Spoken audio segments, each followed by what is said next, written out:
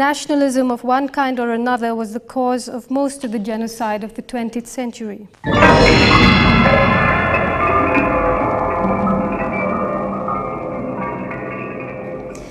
Flags are bits of colored cloth that governments use first to shrink wrap people's brains and then as ceremonial shrouds to bury the dead. Quite generally, it goes right through history, intellectuals have been servants of power. Take, say, the First World War. On all sides, Germany, England, the United States, France, intellectuals were extremely enthusiastic about the war. There were a few dissenters, and the best known of them ended up in jail, like Bertrand Russell, for example, or Eugene Debs in the United States, or Rosa Luxemburg in Germany.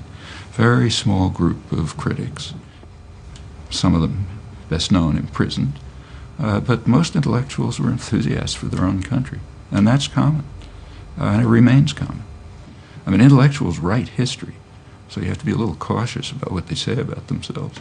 It is only natural that those on top of a hierarchy will try to limit public input by creating conflict and division.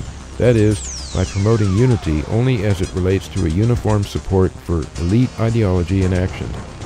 And it's only natural that violence and deceit will be used to suppress the freedom instinct of the masses. After all, if the subordinate majority ever unite, elite power could be jeopardized. In fact, not only do power structures create situations where we oppress each other, but they create situations where we defend and become attached to our own oppressors. In other words, those at the top of a hierarchy become part of us, like an extension of our egos.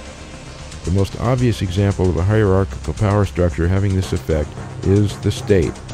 Worship of the state has become a secular religion for which the intellectuals serve as a priesthood.